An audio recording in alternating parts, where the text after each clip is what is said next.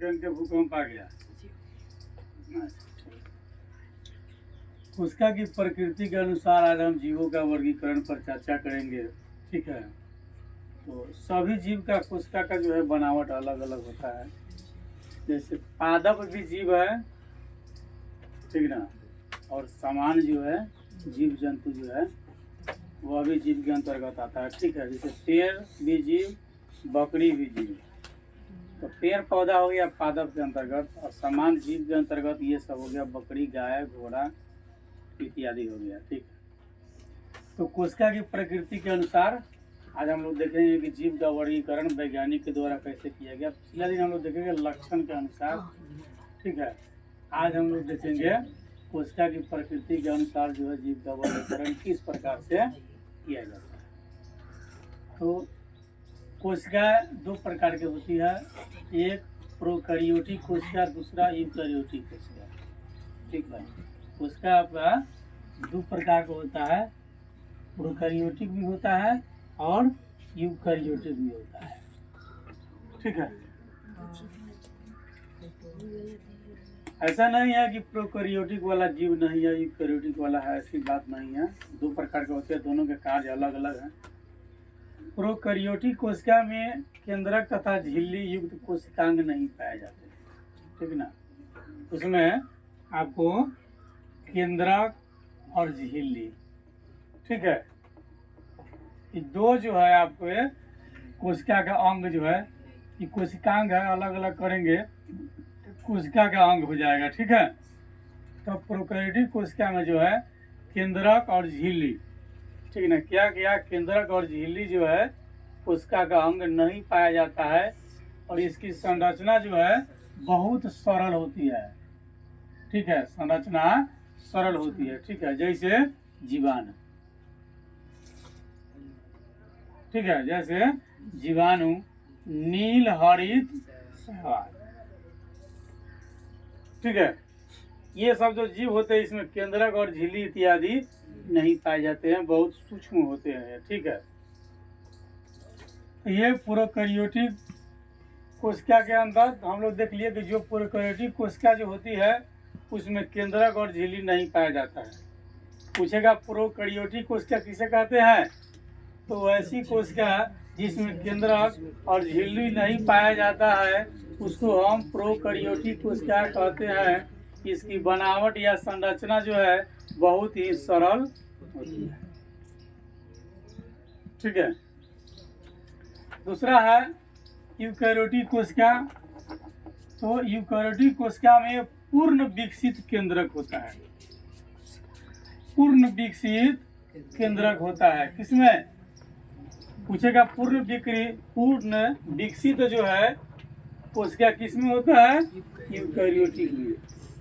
Eukaryotic में जो है पूर्ण विकसित कोशिका होता है, और झिल्ली युक्त कोशिका अंग भी होते हैं। पूर्ण विकसित केंद्रक और झिल्ली युक्त कोशिकाओं के अंग भी पाए जाते हैं। किसमें, यूकैरियोटिक कोशिका में।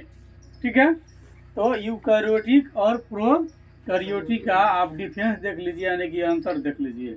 जिस कोशिका में पूर्ण विकसित केंद्रक और झिल्ली नहीं पाई जाती है वह प्रोकैरियोटिक कोशिका कहलाती है, और प्रोकैरियोटिक कोशिका जो है सरल होती है। ठीक है, जिस कोशिका में पूर्ण विकसित केंद्रक व झिल्ली के कोशिकांग पाए जाते हैं उसे हम यूकैरियोटिक कोशिका कहते हैं। ठीक है, यूकैरियोटिक कोशिका जो है यह सरल की अपेक्षा कठोर होता है। यूकैरियोटिक कोशिका जो है सरल की अपेक्षा क्या होता है, थोड़ा कठोर होता है। ठीक है, सरल कोशिका की अपेक्षा क्या होता है, ये थोड़ा कठोर होता है यूकैरियोटिक कोशिका। ठीक है, अब जीव जो है, जब अब यहाँ तक हम लोग देख लिए कि कोशिका प्रोकैरियोटिक भी हो सकता है, यूकैरियोटिक भी हो सकता है। तो प्रोकैरियोटिक कोशिका को हम लोग देख लिए, इसमें केंद्रक और झिल्ली इत्यादि नहीं पाए जाते हैं। इसकी संरचना बहुत सरल होती है। जैसे जीवाणु जो है आपको प्रोकैरियोटिक कोशिका के उदाहरण है। नीलहरित शैवाल आपको प्रोकैरियोटिक कोशिका के उदाहरण। यूकैरियोटिक कोशिका में पूर्ण विकसित केंद्रक होता है। झिल्ली युक्त कोशिका के अंग भी पाए जाते हैं। यह सरल से थोड़ा कठोर होता है। ये कोशिका के आधार पर देख लिए। दूसरी बात है, जब ये सामान्य कोशिका है तो आगे चलिए तो जीव एक कोशिकीय हो सकता है, जीव बहुकोशिकीय हो सकता है। और उससे आगे एक पॉइंट आगे चलिए, जीव जो है एक कोशिकीय हो सकता है और जीव बहुकोशिकीय हो सकता है, दोनों हो सकता है। ठीक ना। आप ऐसा नहीं कहिए कि कौवा का जीव नहीं होता, वो जीव होता है। भले उसके कुछ विशिष्ट दिखे नहीं, आपको सूक्ष्मदर्शी से देखने की जरूरत हो, लेकिन जीव वह भी है। बड़ी से बड़ी जिसको आप प्रत्यक्ष रूप से देख लेते हो वह भी है। तो अब आगे है कि जीव एक कोशिकीय भी होते हैं और जीव बहुकोशिकीय भी होते हैं। अब एक कोशिकीय जीव आप किसको कहिएगा? ठीक है, तो वैसी जीव एक कोशिकीय कहलाती है जिसके जीवन संबंधी पूरे लाइफ का काम, सुबह से लेकर शाम तक का काम ना, दिन से लेकर रात तक का काम, जीवन की सारी क्रिया जो है एक ही कोशिका में होती है। एक ही कोशिका में होती है, उसको हम कहते हैं एक कोशिकीय जीव। जैसे एक कोशिकीय जीव में जो है उसको भोजन के लिए अलग से मुख नहीं है, एक ही कोशिका से सारा काम होता है। चलना है तो एक ही कोशिका का सहारा लेगा, भोजन करना है तो एक ही कोशिका का सहारा लेगा। ठीक ना। जो भी प्रक्रिया करना है जीवन का एक ही कोशिका के सहारे से उठाएगा। ठीक है, उसकी संख्या भी अगर बढ़ानी है तो एक ही कोशिका के सहारे से करेगा। अकेला ये वन कोशिका। ठीक है, जिसकी एग्जाम्पल हम लोग देखेंगे। जैसे मान लीजिए, उदाहरण नहीं, एक नॉर्मल बात आपको बताया जा रहा है। आप केंचुआ देखे हैं? केंचुआ बुझा कि ना बुझा? रघुआ लोग बुझे ले, उसको देखे हैं? एक जो है लंबा कार होता है, वो उसका जीवन का सारा कार्य सब उसी में होता है ना। एक तरफ से आगे चलेगा कि ना, एक ही कोशिका के अंदर जो है लैट्रिन गुटिंग करने का सारी व्यवस्था उसका उसी में है। प्रजनन भी वहीं से होगा, वन एक ही वो कोशिका बनल है। तो जीव एक कोशिकीय हो सकता है, बहुकोशिकीय हो सकता है। एक कोशिकीय जीव किसे कहते हैं? तो वैसी जीव जो जीवन की सारी क्रिया एक ही कोशिका के भीतर करती है, एक ही कोशिका के सहारे से कर लेती है, वह एक कोशिकीय कहलाती है। ठीक है। बहुकोशिकीय जीव तो वैसी कोशिका, ठीक है, यानी वैसी जीव की कोशिका जो अलग अलग काम करने के लिए अलग अलग कोशिका के समूह द्वारा अंगक पाए जाते हैं। कोशिकाओं के समूह को ऊतक कहते हैं, ऊतकों के समूह को अंग कहते हैं ना। क्या दिक्कत? तो बहुकोशिकीय जीव में कोशिकाओं का समूह रहता है। क्या होता है? कोशिकाओं का समूह रहता है और कोशिकाओं का श्रम विभाजन होता है। सब कोशिका का अलग अलग काम होता है, वह बहुकोशिकीय जीव में होता है। जैसे मान लीजिए मानव क्या है? बहुकोशिकीय जीव। मानव क्या है? बहुकोशिकीय जीव है। गाय क्या है? बहुकोशिकीय जीव है। हाथी क्या है? बहुकोशिकीय जीव है। बकरी बहुकोशिकीय जीव है। ठीक है ना। जैसे मानव बहुकोशिकीय जीव, इस पर हम चर्चा कर रहे हैं। ठीक है। अब उसको देखिए, कोशिकाओं का एक समूह है जो नाक कहलाता है, जो केवल सांस लेने का काम करता है, दूसरा कोनो काम नहीं करता।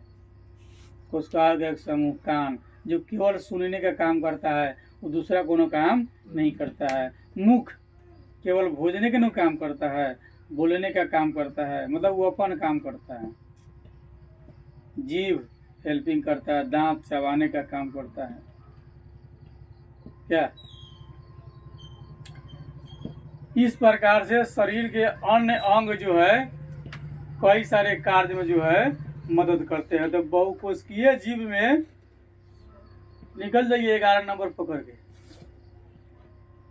ठीक है। बहुकोशिकीय जीव में जो है श्रम विभाजन होता है। श्रम मतलब सब कोशिका के काम करने के लिए अलग अलग अंग होता है, ठीक है। सब कोशिका के कार्य करने के लिए क्या होता है, अलग अलग, इसी को हम कहते हैं श्रम विभाजन। सब काम के लिए अलग अलग होता है। खास कार्य के लिए विशिष्ट अंग का निर्माण कोशिका के समूह द्वारा होता है, ठीक है। तो कोशिकाओं के समूह को ऊतक और ऊतकों के समूह को हम अंग कहते हैं, और अंगों के समूह को हम एक शरीर कहते हैं जिसमें आत्मा हो रहता है। जीव भोजन की व्यवस्था दो तरह से करते हैं, कुछ खुद कर लेते हैं, कुछ दूसरे पर निर्भर रहते हैं। लेकिन दोनों जीव है, जो खुद करते हैं वो जीव है, और जो दूसरे पर निर्भर रहते हैं वो जीव है ना। जो अपन जीवन यापन अपने कर ले, और कुछ लोग अपन के लिए दूसरे पर निर्भर है, ठीक है। जो अपना भोजन खुद बना लेता है वह स्वपोषी है, और जो अपना भोजन खुद नहीं बनाता है वह क्या है, परपोषी है। पर माने दूसरा, दूसरा पर जो है अपना पोषण के लिए आधारित है, वह परपोषी है। तो दोनों जीव है। शारीरिक संगठन और या बनावट की बात हम करते हैं तो पादप का अलग होता है और अन्य जीव का अलग होता है। जीवों के तुलना में पादप का शरीर ज्यादा कठोर होता है।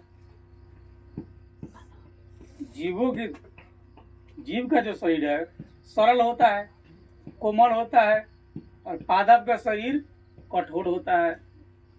लेकिन दोनों जीव है, ठीक है। यानी हम कोशिका की संरचनात्मक दृष्टि पर चर्चा कर रहे हैं। यानी पादप का कोशिका कठोर और समान जीव का कोशिका सरल ना।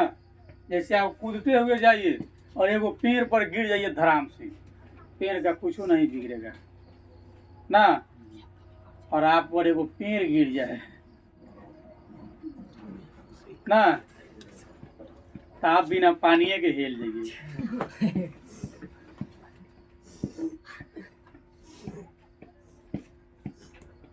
कार्य के अनुसार भी अगर हम देखते हैं तो पादप में खास कार्य के लिए जो है एक अंग होता है, और जीव में जो है अलग अलग अंग होता है। दोनों में भिन्नता, इसके भी अंगक होते हैं लेकिन बहुत कम, और जीव में बहुत अलग होता है। अच्छा, पादप को दौड़ना नहीं है, पैर की जरूरत नहीं है, बल्कि पैर का जरूरत नहीं है। पादप को एक स्थान से दूसरे स्थान नहीं न जाना है, तो उसको पैर की जरूरत नहीं है, वो अंग फ्री में हो गया। उसको बोलना नहीं है तो मुंह की जरूरत नहीं है, उसको देखना नहीं है तो आँख की जरूरत नहीं है, उसको सुनना नहीं है तो कान की जरूरत नहीं है, उसको सूंघना नहीं है तो नाक की जरूरत नहीं है। क्या अब जे हमनी काम मुंह से करते हैं से वो अपन काम जड़ से कर लेता है। हमनी पानी पीते, जैसे पौधा खनिज लवण कहाँ से लेता है, न नीचा से, तो जड़ के द्वारा लेता है। हमनी पानी कहाँ से लेते हैं, ऊपर से लेते हैं, वो बेचारा नीचा से लेता है। तो कुछ अंगक भी भिन्न होते हैं। पादप अपना भोजन निर्माण जो है बाहरी सहायता से अंदर ही अंदर तैयार कर लेता है। अपने शरीर के अंदर ही अंदर वो अपना भोजन तैयार करता है। बाहरी सहायता जैसे सूर्य की प्रकाश लेता है, खनिज लवण लेता है, लेकिन अंदर ही अंदर तैयार कर लेता है। जबकि जीव, समान जीव जो है अपना भोजन जो है बाहर तैयार करते हैं और एक अंगक के द्वारा बाहर से अंदर ग्रहण करते हैं ना, और ग्रहण करने के फलस्वरूप फिर निष्कासन के लिए बाहर जाते हैं। पौधा में ऐसा बात नहीं है। ये सब विभिन्नता कोशिका के आधार पर, उसकी कोशिका अलग, यानी पादप की कोशिका की कुछ खास कार्य अलग है और जीव की कोशिकाओं का कुछ खास कार्य, ठीक है।